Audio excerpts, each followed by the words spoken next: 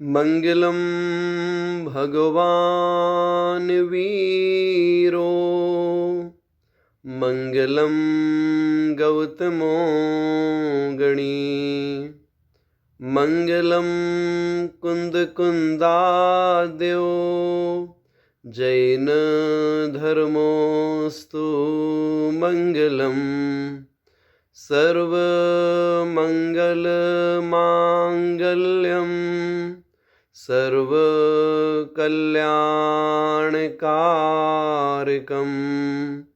प्रधानम सर्व धर्माणाम जैनम जयतु शासनम णमो अरिहन्ताणं णमो सिद्धाणं णमो आयर्याणं णमो उवज्झायाणं णमो लोये सौसाहूणम्। पंच परमेष्ठी भगवान की जय। परम पूज्य आचार्य गुरुवर विद्यासागर जी महाराज की जय।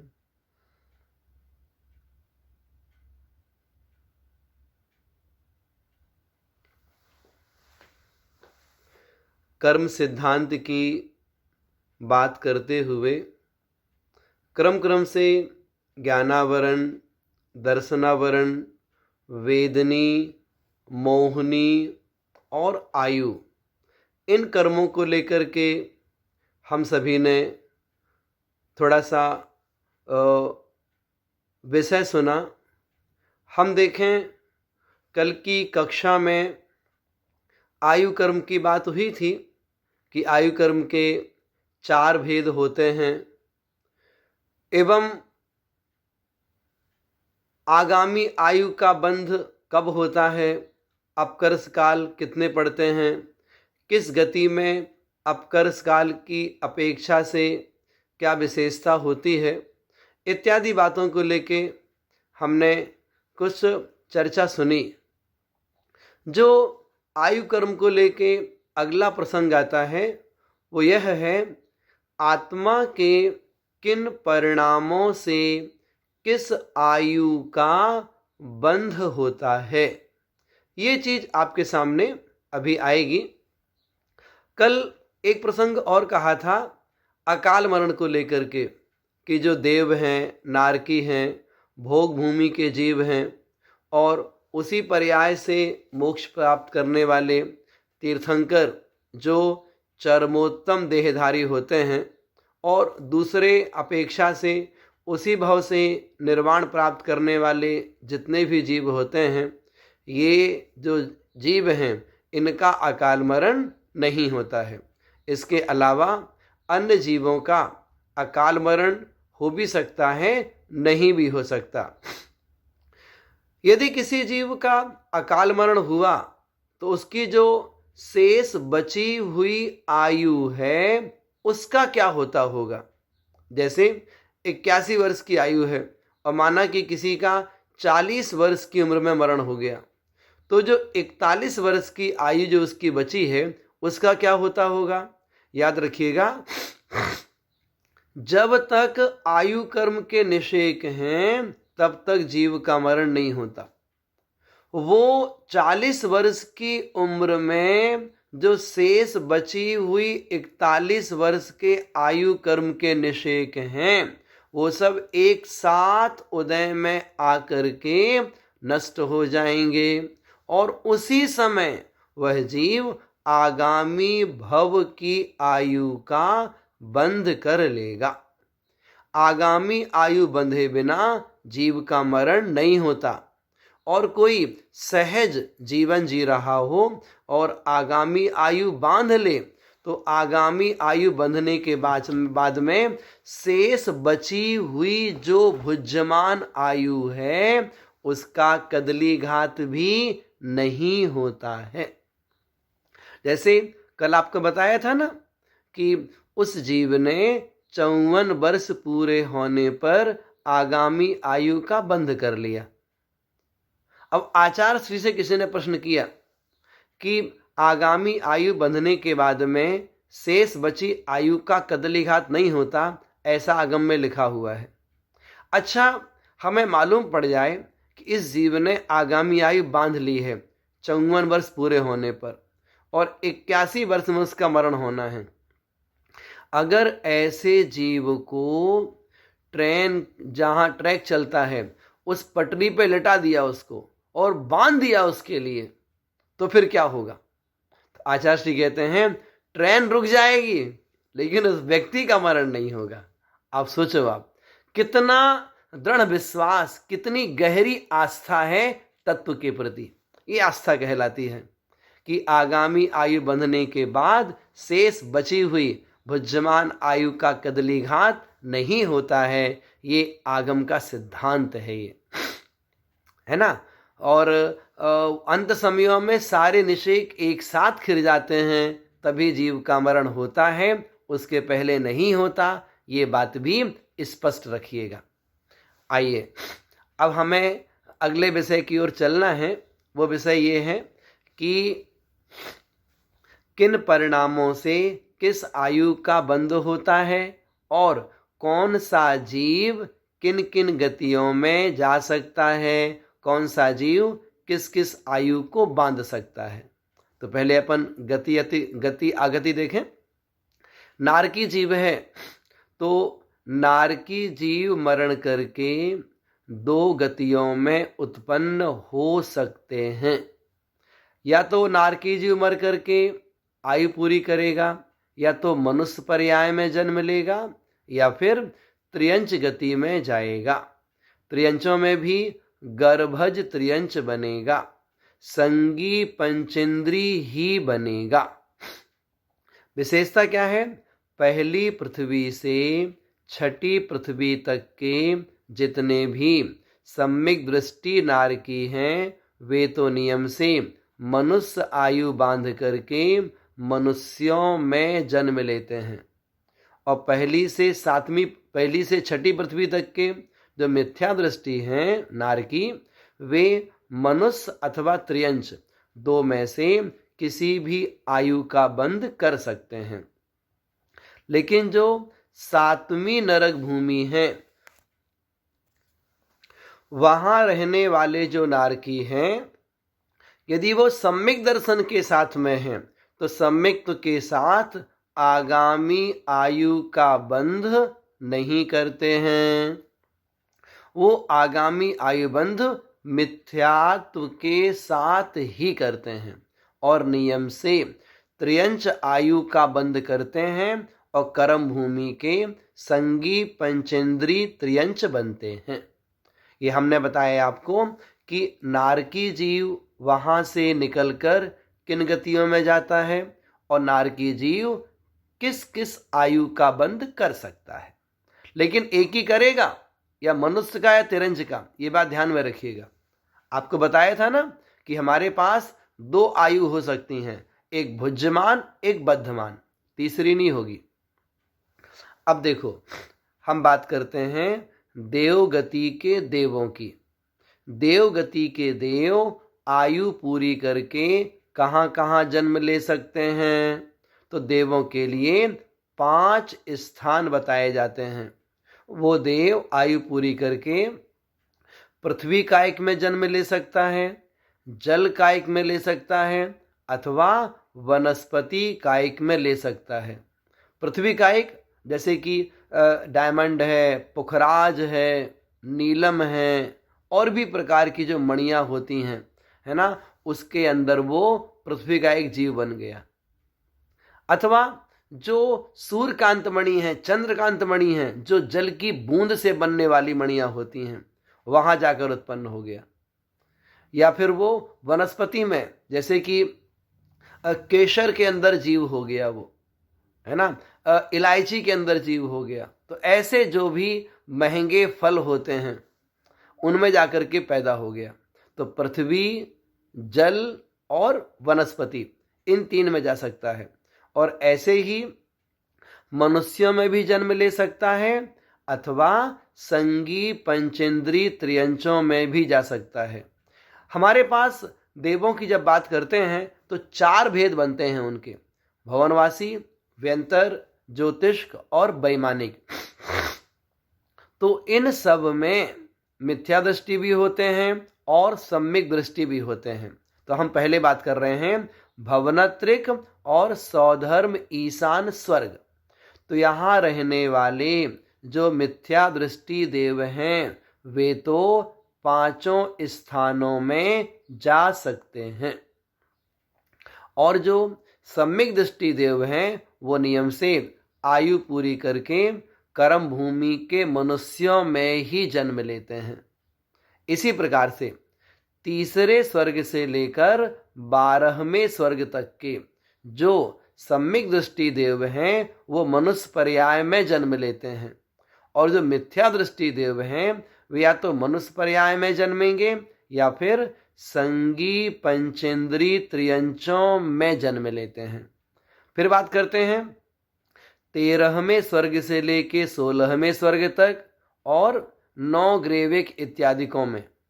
तो चाहे यहाँ पर सम्यक दृष्टि हो चाहे मिथ्या दृष्टि हो, दोनों ही प्रकार के देव नियम से कर्म भूमि के मनुष्यों में ही जन्म लेते हैं।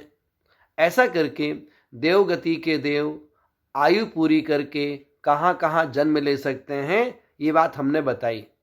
मर्यादा है बहुत सारी। जो देव होगा ना वो मर के नारकी नहीं बनेगा, जो देव है वो मर के देव भी नहीं बनेगा, और जो नारकी है ना वो मरण करके तुरंत नारकी नहीं बनेगा, और नारकी जीव मरण करके देव गति में भी नहीं जाएगा। आप विषय सुन रहे होंगे तो समझ में आ रहा होगा आपको कि देव और नारकी आयु पूरी करके मनुष्य या तिरंजों में ही जन्म लेते हैं और कर्म भूमि में जन्म लेते हैं। ऐसी उनके लिए विशेषता बताई जाती है। अब हम बात करते हैं मनुष्यों की। अब जो मनुष्यों का निवास होता है ना वो कई तरह का होता है। कर्म भूमि में भी मनुष्य पाए जाते हैं, भोग भूमि में पाए जाते हैं, कुभोग भूमि में पाए जाते हैं। इन मनुष्यों को लेकर के थोड़ी बात आपके सामने करते हैं। ऐसे ही 6 काल होते हैं। काल की अपेक्षा से भी कर्म भूमि के मनुष्यों में थोड़ा सा आयु बंध को लेकर के विशेषता आ जाती है। अभी हम सामान्य से कथन कर रहे हैं। मनुष्य पर्याय का जीव आयु पूरी करके कहाँ जा सकता है? मनुष्य पर्याय का जीव आयु पूरी करके चारों गति 84 लाख योनियों में कहीं भी जन्म ले सकता है। जैसे आज हम मनुष्य पर्याय में हैं, कहाँ जाएंगे? चारों गति में कहीं भी जा सकते हैं। कैसे डिसाइड होगा? जैसा परिणाम होगा उसी की तो भूमिका बना रहे आपके सामने हम कि 4 आयु कर्म होते हैं, किन परिणामों से किस आयु का बंध होता है अभी आपको बताया जाएगा। तो मनुष्य पर्याय तो ऐसा जंक्शन है कि यहाँ से हम नारकी भी बन सकते हैं, देव बन सकते हैं, त्रियंच बन सकते हैं, फिर मनुष्य भी बन सकते हैं, और इससे बड़ी बात समस्त कर्मों का क्षय करके अरहंत सिद्ध परमेष्ठी भी बन सकते हैं, भगवान भी बन सकते हैं। तो मनुष्य पर्याय के लिए एक विशेष चर्चा आपके सामने आ रही है। जैसे हम काल की अपेक्षा बात करें तो पहले, दूसरे और तीसरे काल में तो भोग भूमियां होती हैं।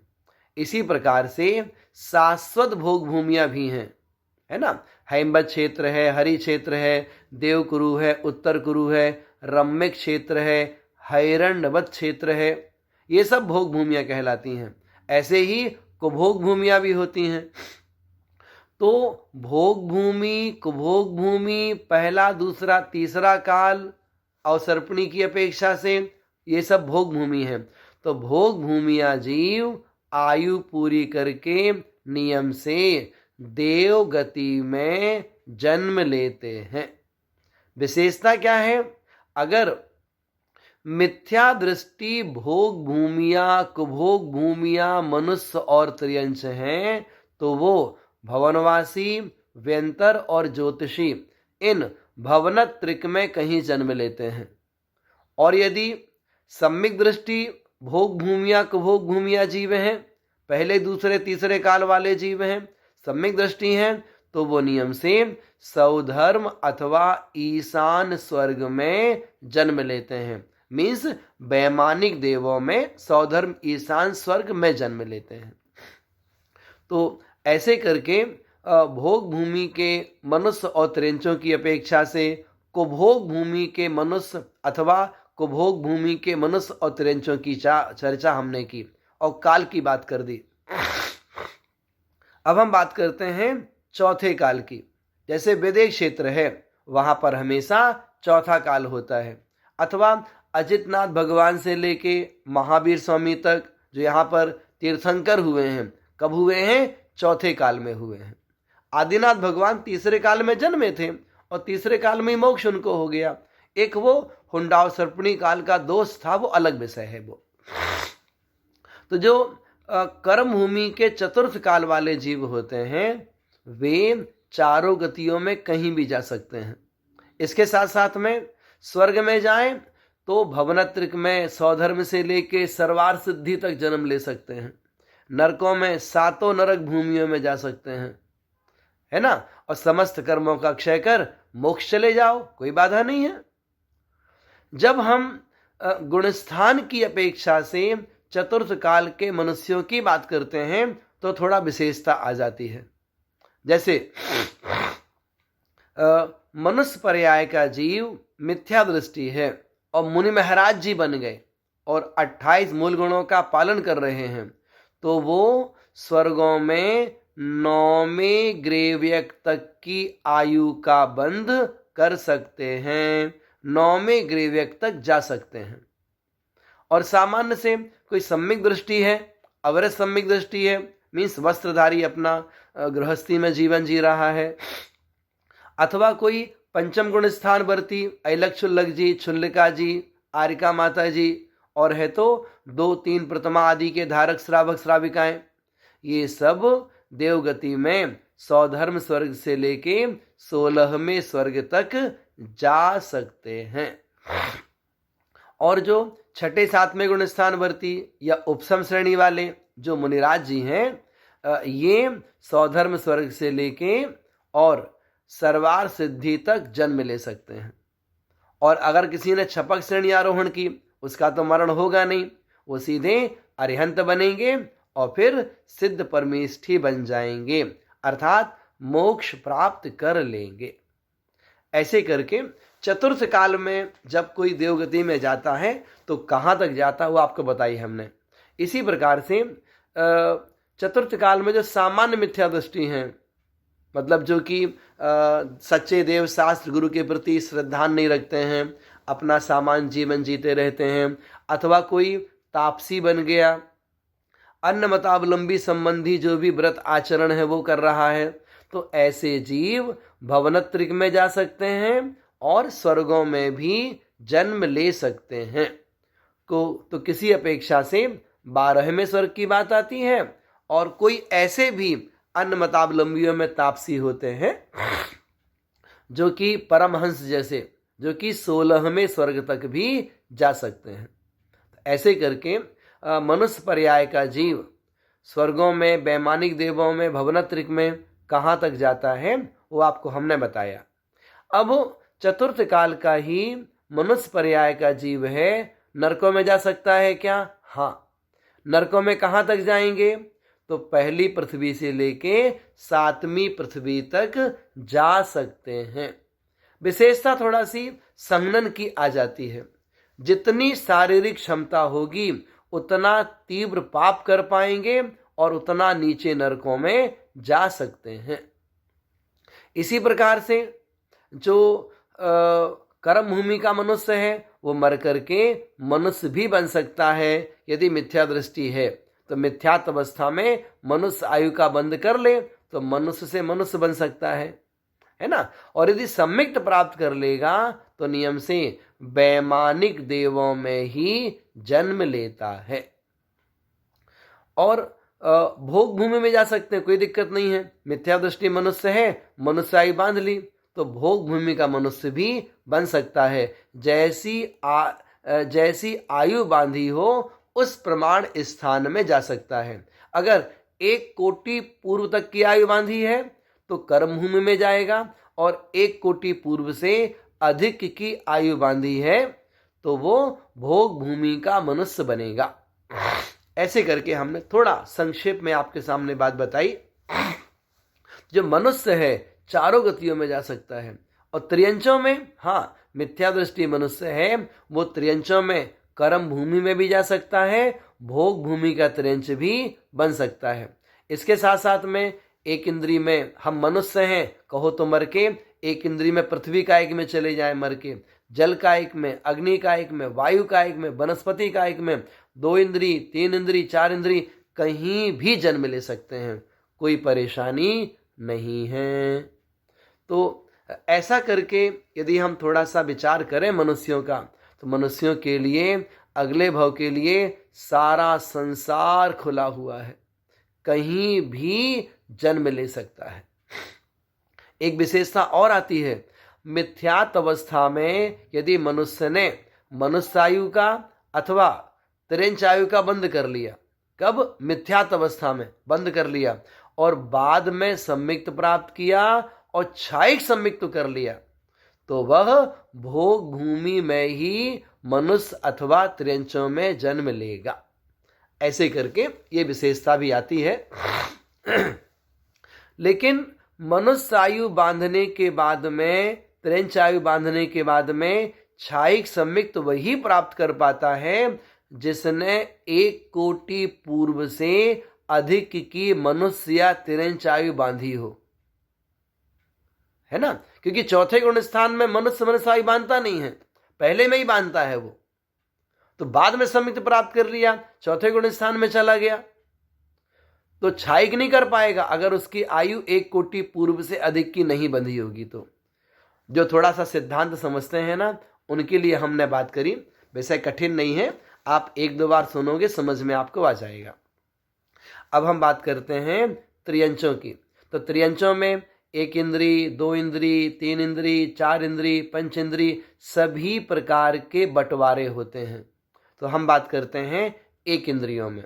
1 इंद्रियों में भी पृथ्वी कायिक, जल कायिक और वनस्पति कायिक, ये जो 3 प्रकार की जाति वाले त्रियंच हैं, ये 10 स्थानों में जन्म ले सकते हैं।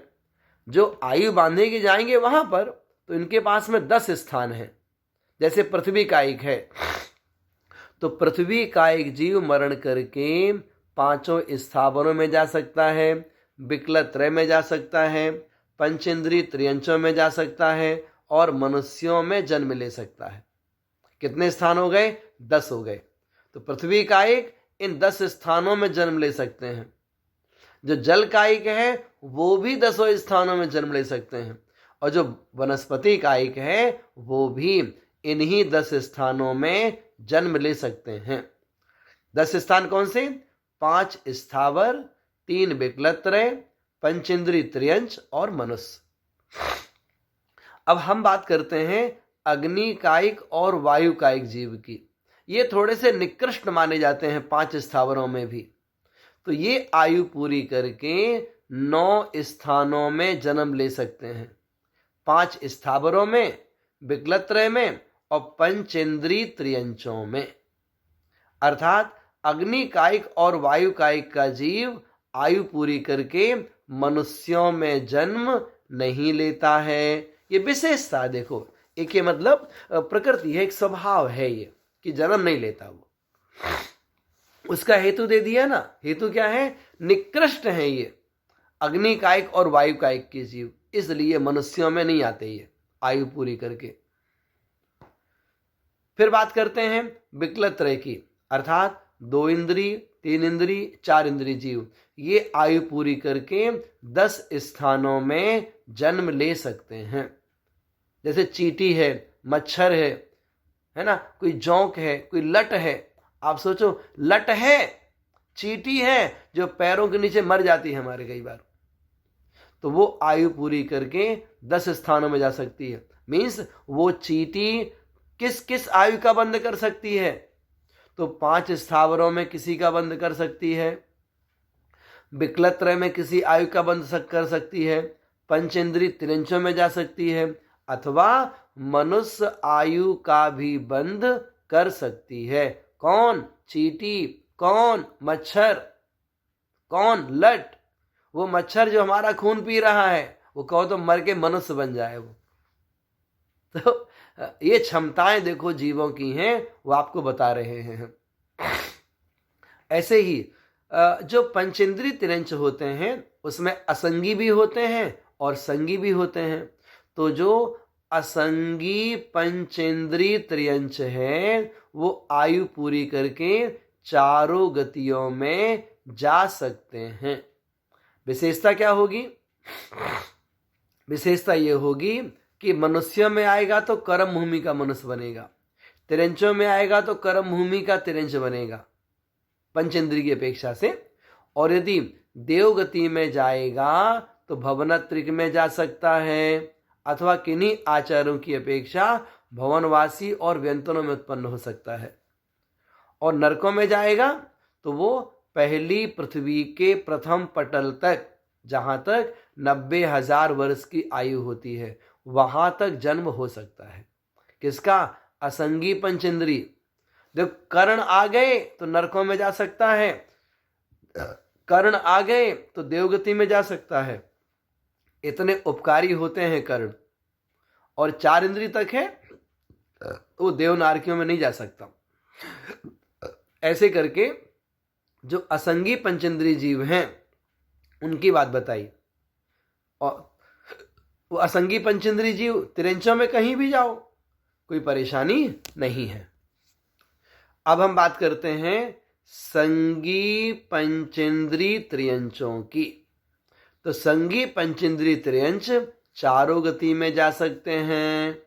विशेषता, अगर देवगति में जाएंगे, अगर मिथ्या दृष्टि त्रियंच है तो वो 12वें स्वर्ग तक जा सकता है, भवनात्रिक से लेके 12वें स्वर्ग तक। सम्यक दृष्टि त्रियंच है अथवा पंचम गुण स्थानवर्ती त्रियंच है तो वो सौधर्म स्वर्ग से लेके 16वें स्वर्ग तक जा सकता है, इससे ऊपर नहीं। क्योंकि तिरंचों में पंचम गुण स्थान तक संभव है, और पंचम गुण स्थान वाले जीव अगर देवगति में जाते हैं तो उधर 16वें स्वर्ग तक जा सकते हैं। वो बात अलग है, मिथ्या दृष्टि मुनिराज बन गए, वो एक प्रसंग अलग है वो। हाँ जी, अब बात करते हैं आपके सामने हम तिरंच गति का जीव नरकों में जा सकता है। हाँ, जा सकता है। विशेषता क्या है?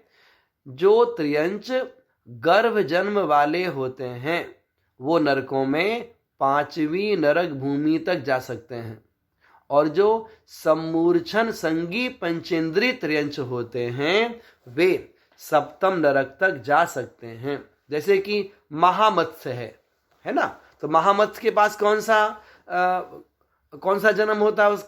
उसका सम्मूर्छन जन्म होता है। वो कहां तक जा सकता है? वो जा सकता है 7वें नरक तक।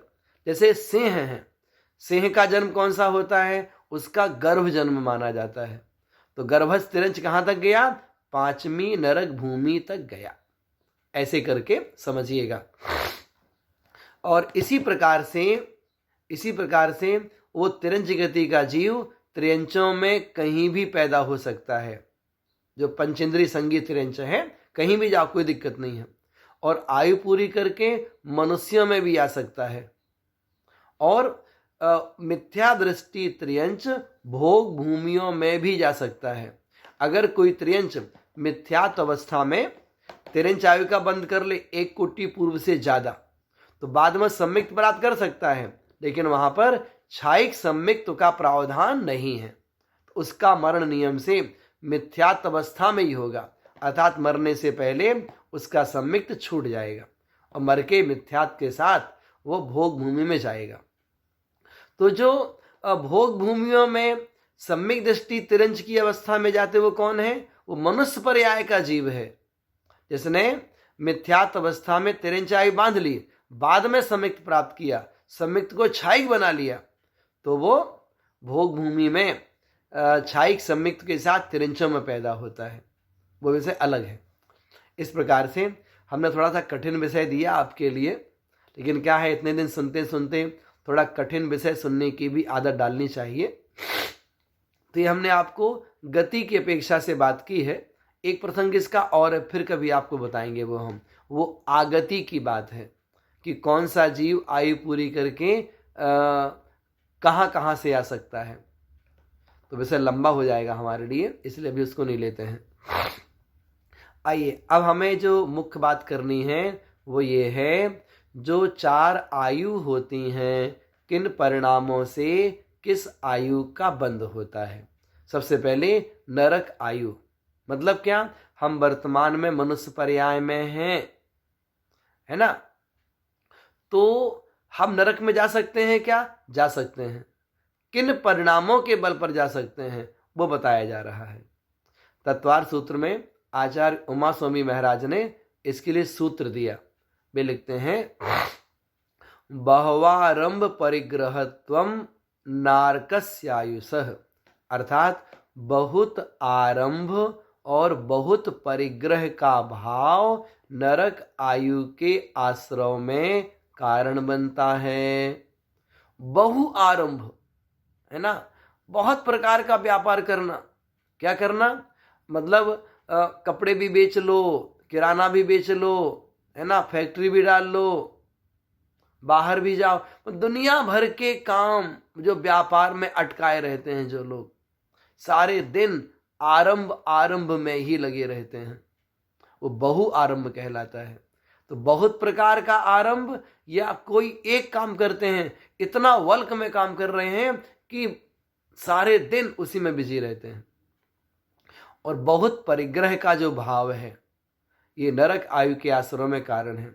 इसके साथ साथ में बहुत अहंकार होना। कई लोग होते हैं इस संसार में जीते हुए, उन्हें बड़ा प्राउड रहता अपने ऊपर, किसी भी बात को लेकर के बहुत अहंकार रहता है। अहंकार नहीं रहना चाहिए, वो हमें गर्त में ले जाता है।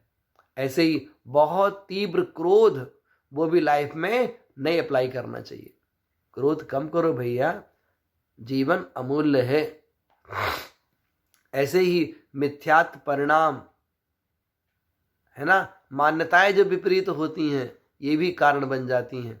ऐसे ही बहुत से लोग होते हैं बड़े निर्दयी होते हैं, अपने घर में ही परिवार के लोगों के साथ मारपीट करते रहते हैं, पत्नी को ही मारते रहते हैं। कोई ऐसे दुष्ट होते हैं अपने बच्चों को बहुत मारते हैं। वो ये जो निर्दयीपना है ना, ये निर्दयीपना भी नरक आयु के आश्रम में कारण बनता है। ऐसे ही जीवों का घात करना, बहुत से लोग होते हैं हमेशा झूठ बोलते रहते हैं, तो बहुत झूठ बोलना भी नरक आयु के आश्रम में कारण है। इसी प्रकार से भगवान जिनेंद्र की आसाधना करना, रौद्र ध्यान करना। रौद्र ध्यान मतलब हिंसा करके आनंद मानना, झूठ बोलकर आनंद मानना, दूसरे का अहित करके आनंद मानना, कृष्ण लीला का जो भाव होता है। इसके अलावा आप बात समझिएगा, बुरा नहीं मानिएगा, यदि हम अपने घर में कुत्ता पालते हैं, टॉमी, है ना, तो अगर इस प्रकार के तिरंचों को, जो क्रूर तिरंच होते हैं, उनको पालते हैं, तो वो भी हमारे लिए नरक आयु के आश्रय का कारण बनता है। नहीं पालना चाहिए।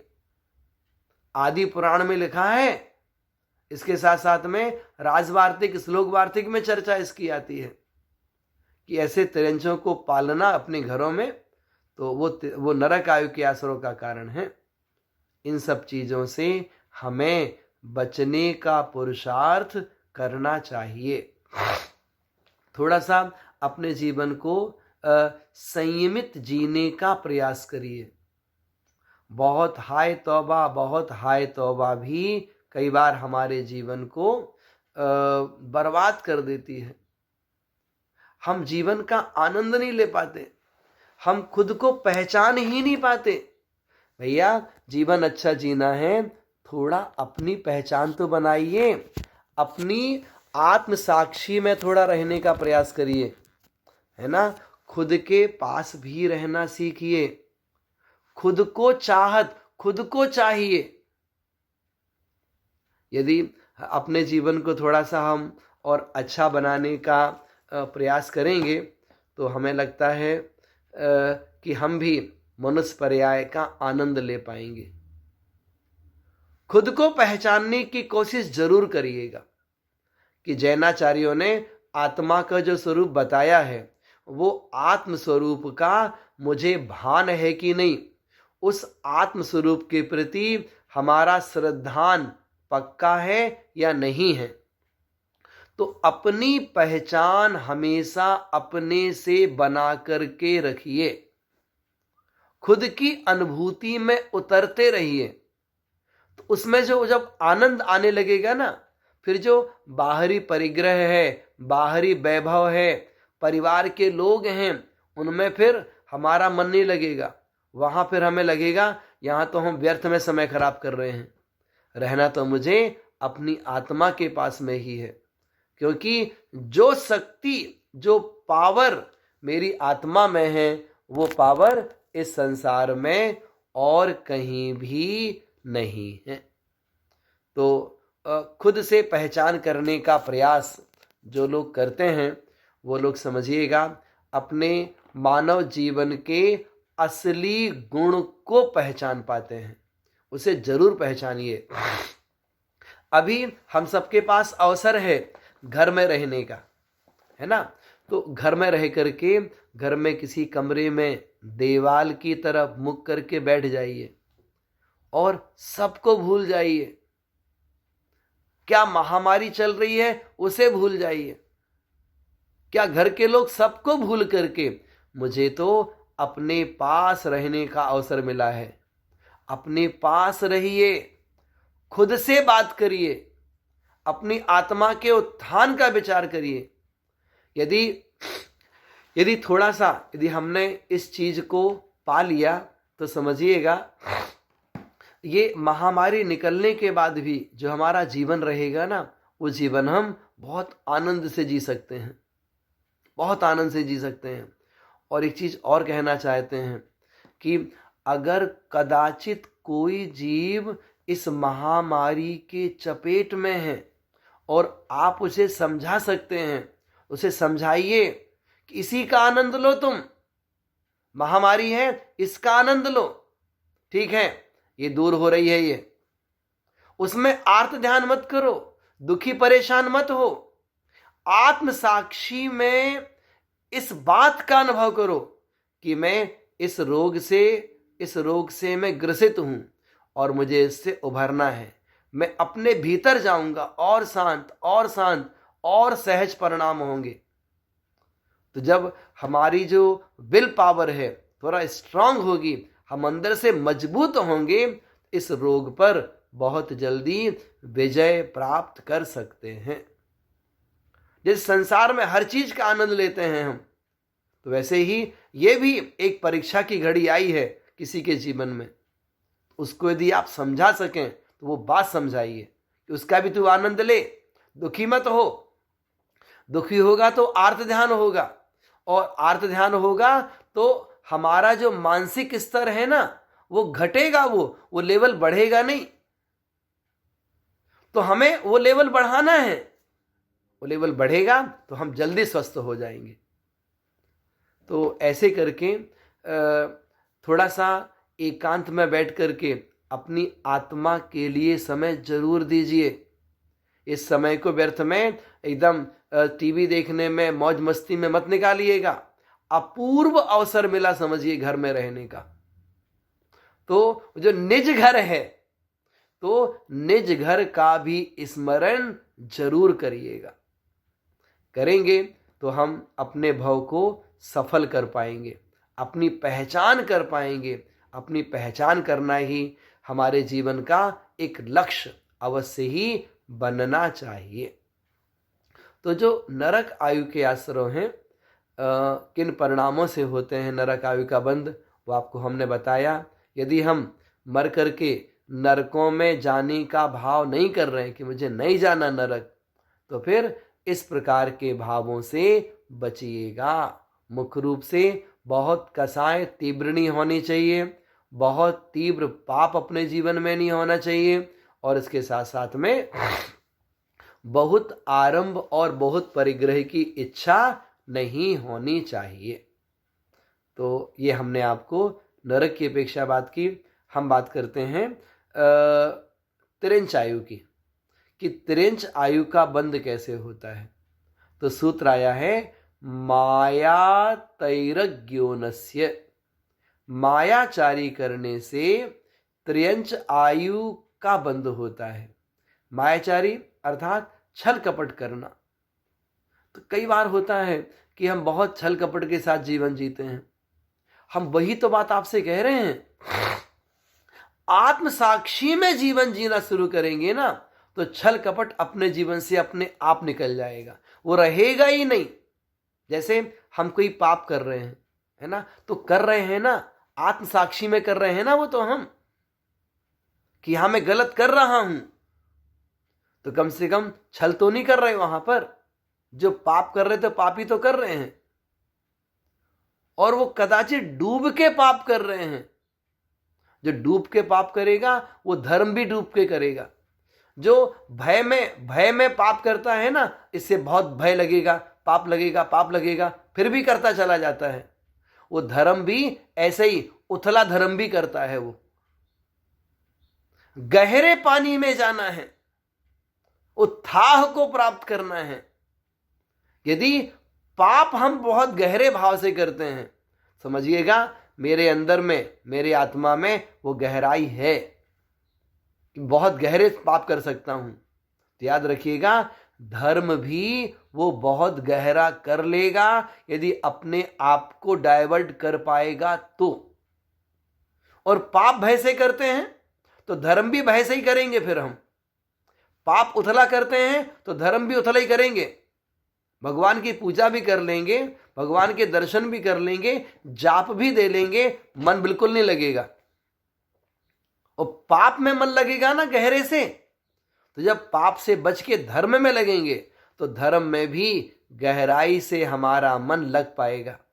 बात थोड़ा सी नई है, लेकिन समझिएगा, इस पॉइंट पर चिंतन करिएगा कि यदि हम धर्म में गहरे उतरना चाहते हैं, आप देख लो पाप कितनी गहराई से करते हो। वो दिन जीवन में फिर आएगा कि पाप सारे छूट जाएंगे और धर्म ही गहराई से अपने जीवन में रह पाएगा। इसलिए जो ऐसा नहीं कर रहे ना, वो सब छल करते अपने साथ में। धर्म करने वाले भी छल कपट करते रहते हैं, और पाप करने वाले भी पाप छुपाने के लिए अनेक प्रकार के छल करते हैं। तो उस छल से, उस वक्रता से बचने का प्रयास करिएगा। ऐसे ही दूसरे को ठगना, यह भी तिरंच आयु के आश्रय में कारण है। ऐसे व्रतों का पालन नहीं करना, ऐसे ही मिथ्या धर्म का उपदेश देना, जो समीचीन मार्ग नहीं है ना, तो वो नहीं, मिथ्या मार्ग बताना दूसरों को, भटका देना धर्म से, ये भी तिरंच आयु के आश्रय में कारण है। ऐसे ही अपने किसी रूप के द्वारा दूसरे के अंदर घबराहट पैदा कर देना, वो भी तिरंच आयु के आश्रय में कारण है।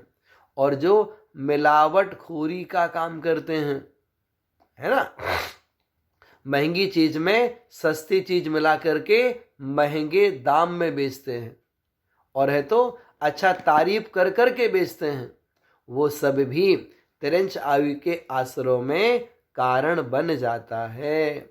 और ऐसे ही कापोतलेस्या है, नीललेस्या है, आर्त ध्यान रूप परिणाम है। आर्त ध्यान मतलब दुखी रहना। बहुत से लोगों का नेचर होता है, कभी भी बात करो ना तो बस दुख ही बताएंगे, कमियां ही बताएंगे अपनी, और जिंदगी भर कमी बताने वाला वास्तव में उन कमियों के साथ ही जीते जीते मर भी जाता है। और खुद को जो पूर्ण मानता है कि हम जहां हैं जैसे हैं बहुत संतुष्ट हैं, हम जहां हैं जैसे हैं बहुत अच्छा जीवन जी रहे हैं, हमारे जीवन में कोई कमी नहीं है, तो जो गहरा जीवन जीते हैं, पूर्ण जीवन जीते हैं, उनका एनर्जी पावर बहुत अच्छा बढ़ता है। लोग उनसे प्रेरणा भी ले पाते हैं। आप देखो ना, जैसे आचार्य श्री हैं, क्या आचार्य श्री उथला जीवन जीते हैं? नहीं जीते। वो गहरा जीवन जीते हैं, वो बहुत अच्छा जीवन जीते हैं। वो किसी से कुछ भी नहीं कहते, फिर भी सारा संसार उनकी ओर आकर्षित रहता है, उनके दर्शन करने के लिए लालायित रहता है, उन्हें प्रणाम करने के लिए लालायित रहता है, उनका आशीर्वाद पाने के लिए लालायित रहता है। क्यों? वो बहुत गहरा जीवन जीते हैं। हमें भी विचार करना चाहिए कि हमारे पास में भी ऐसी बहुत सी शक्तियां हैं, जिन शक्तियों को समझकर जान करके हम भी यथाशक्ति अपने आप को बहुत अच्छा बना सकते हैं, अपने परिणामों को विशुद्ध बना सकते हैं, गहरा जीवन जी सकते हैं। कोशिश करिएगा। ये चीज कैसे आएगी? जब अंदर से जो घबराहट है, जो छल कपट का भाव है, वो जब धीरे धीरे दूर होगा, आत्म साक्षी में रहना सीखेंगे, तो हम तिरंच आयु का बंध नहीं करेंगे, फिर इससे बच जाएंगे हम। इसलिए आपको हमने ये थोड़ा प्रसंग बस दूसरी बातें इसलिए कही हैं क्योंकि हम सब परेशान रहते हैं, हम सब दुखी रहते हैं, आर्त ध्यान करते रहते हैं, और ये जो आर्त ध्यान है ये तिरंच आयु के आसरों का कारण बन जाता है। आप देखो ना, त्रियंचों का जीवन कितना दुखी और परेशान रहता है। बहुत से त्रियंच तो जब वो कुछ खा रहे हैं अपने मुख से, उस समय भी उनकी निगाह चारों तरफ रहती है, कोई देख ना ले, कोई आ ना जाए, कोई मार ना दे, तो घबराहट में भोजन करते हैं वो। आप सोचिएगा, क्या हम ऐसे हैं क्या? हम भी सारे दिन परेशान रहते हैं क्या? आकुलित रहते हैं क्या? घबराए हुए जीवन जीते हैं क्या? अगर जीते हैं तो खुद को बदलने का प्रयास करिएगा। थोड़ा गहरे उतरिए अपनी आत्मा में, खुद को पहचानिए। अपूर्व अवसर आया है खुद को पहचानने का। तो इस प्रकार से तिरंच आयु को लेकर के हमने आपके सामने थोड़ी बात करी। तीसरा जो आयु कर्म है वह है मनुष्य आयु। तो मनुष्य आयु का बंध किन परिणामों से होता है? तत्वार्थ सूत्र में इसके लिए भी दो सूत्र दे दिए उन्होंने। एक लिखा उन्होंने, अल्पारंभ परिग्रहत्वम मानुषस्य और स्वभाव मार्दवम च। अल्पारंभ परिग्रहत्वम मतलब अल्प आरंभ, थोड़ा आरंभ और थोड़ा परिग्रह। परिग्रह भी कम है, आरंभ भी कम है। तो ऐसा जिनका परिणाम, ऐसा जिनका जीवन होता है, वे क्या करते हैं? वे मनुष्य आयु का बंध करते हैं। इसका मतलब क्या? मतलब जितना है उतने में संतुष्ट हैं, है ना? ज्यादा मिल गया तो भी संतुष्ट हैं, कम है तो भी संतुष्ट हैं। मतलब क्या? ज्यादा मिलने पर हर्ष नहीं है और कम मिलने पर विषाद नहीं है। दोनों में संतुष्टि जहां पर है उसका नाम संतोष परिणाम है। याद रखिएगा, संतोष परिणाम ये नहीं कि मन चाहा मिल गया इसलिए संतोष है। कम मिला तो भी संतुष्टि है, ज्यादा मिला तो भी संतुष्टि है। कम मिलने पर दुखी नहीं है और ज्यादा मिलने पर बहुत हर्ष नहीं है। वो संतोष भाव कहलाता है। ये मत सोचिएगा कि अभाव में जी रहे हो संतोष परिणामी है। अभाव वाली बात नहीं। संतोष मतलब जितना मिल गया उतने में संतुष्ट है। वो चीज ध्यान रखिएगा यहां पर।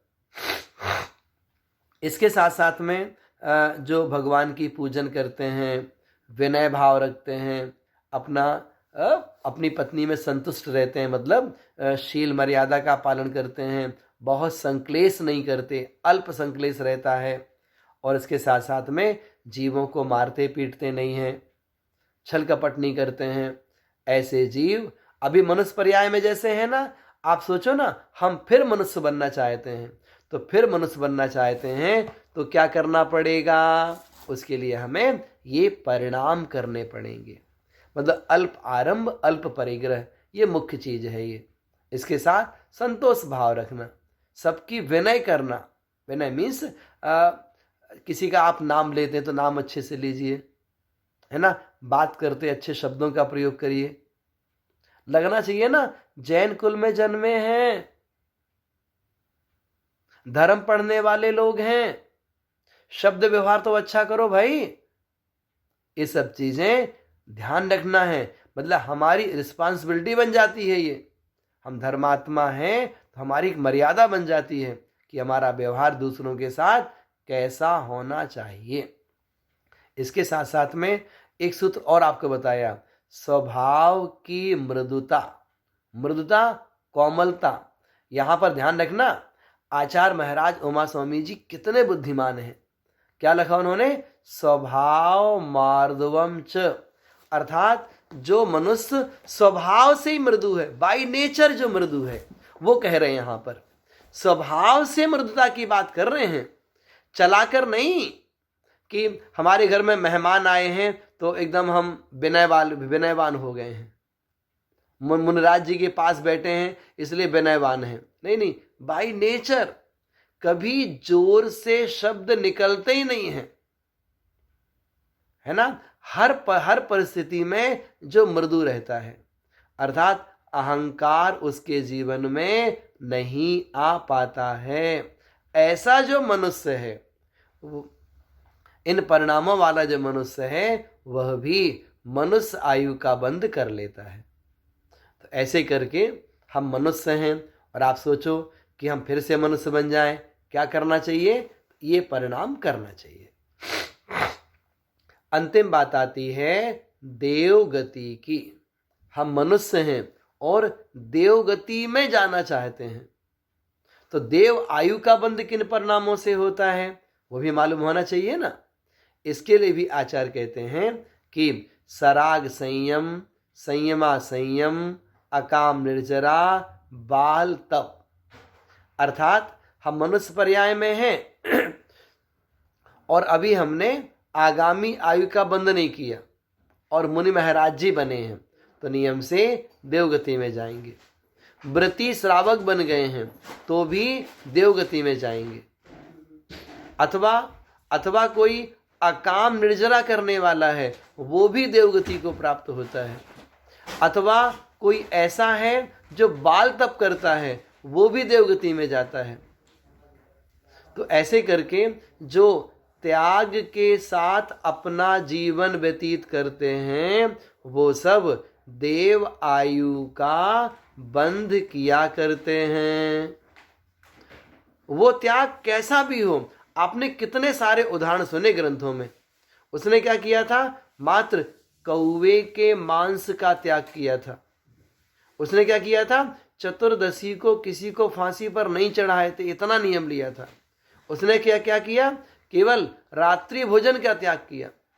तो कोई थोड़ा भी त्याग करता है, लेकिन उसका त्याग अंतरंग से संकल्पित है और वो उस नियम का पालन अच्छी तरह से करता है, तो वह जीव भी देव आयु में मीन्स देवगति का बंध करके, देव आयु का बंध करके देवगति में उत्पन्न होता है। तो ऐसे करके जब हम देखते हैं कि आगामी आयु का बंध किन परिणामों से होता है, वो आपको बताया हमने। तो देवगति में कैसे जाएंगे? त्याग से जाएंगे। इसके साथ साथ में जो स्वभाव मार्दवम च, स्वभाव की मृदुता है, वो मनुष्य आयु के बंध में भी कारण बनती है, और किसी के मृदुता वो और शार्प हो जाए और अच्छी मृदुता हो, तो वो देव आयु के आश्रय में भी कारण बन जाती है। इसके साथ साथ में एक चीज और है, यदि अभी हमने आगामी आयु का बंध नहीं किया और सम्मिक्त प्राप्त कर लिया, तो सम्मिक्त के साथ वो जो चौथे गुण स्थान वाला मनुष्य है, वो भी नियम से देव आयु का ही बंध किया करता है। ऐसे करके हमने आपके सामने आज दो बातें रखी कि कौन सा जीव है वो मरण करके किन किन गतियों में जा सकता है।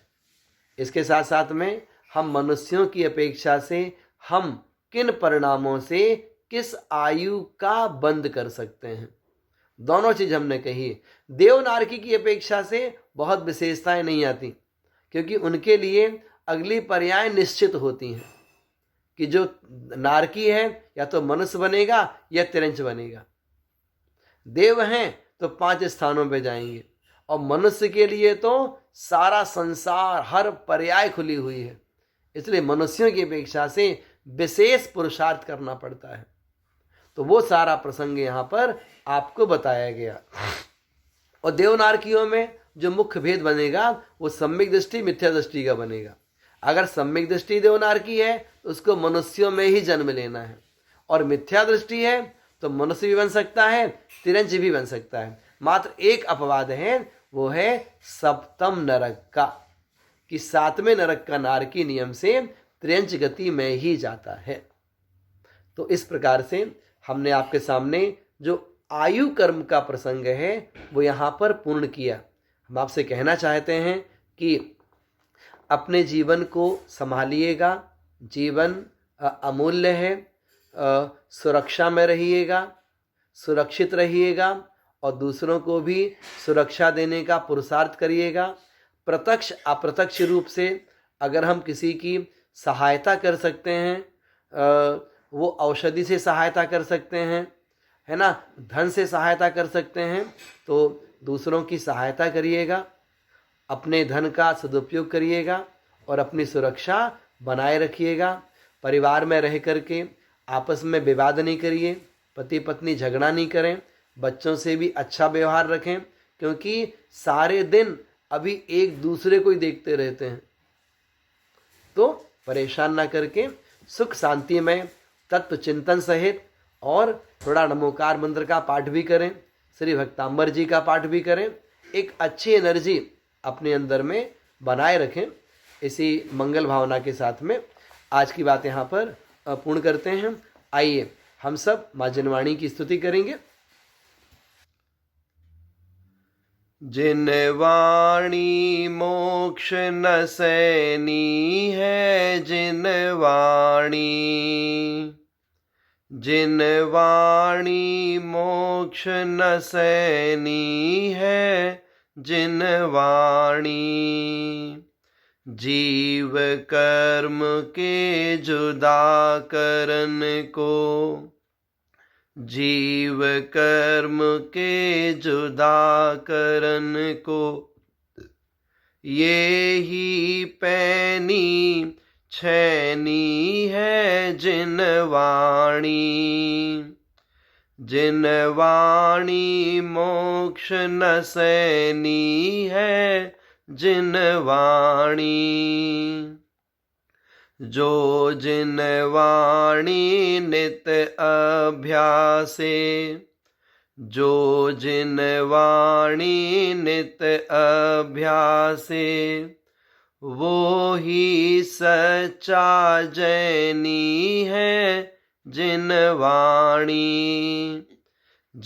वाणी मोक्ष न सैनी है, जिन वाणी, जो जिन वाणी उर न धरत है, जो जिन वाणी उर न धरत है, सैनी हो के असैनी है, जिन वाणी मोक्ष न सैनी है, जिन वाणी। पढ़ो लिखो ध्याओ जिन वाणी, पढ़ो सुनो ध्याओ जिन वाणी, यदि सुख शांति लेनी है, जिन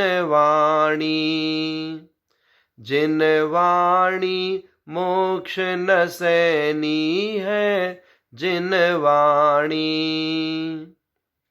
जा वाणी के ज्ञान तैं सूझे लोकालोक, सो वाणी मस्तक धरो सदा देते हों ढोक, हे जिन वाणी भारती तो ही जपो दिन रैन। जो तेरा शरणागहे सो पावे सुख चैन। 9 बार ड़मोकार मंत्र का स्मरण।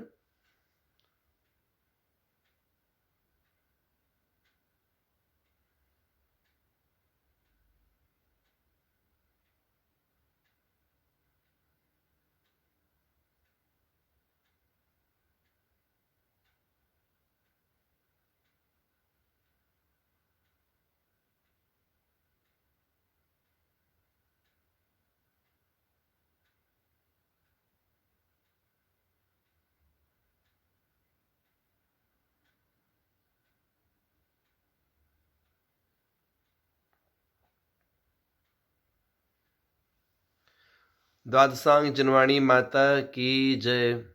परम पूज्य आचार्य गुरुवर विद्यासागर जी महाराज की जय। जय जिनेन्द्र।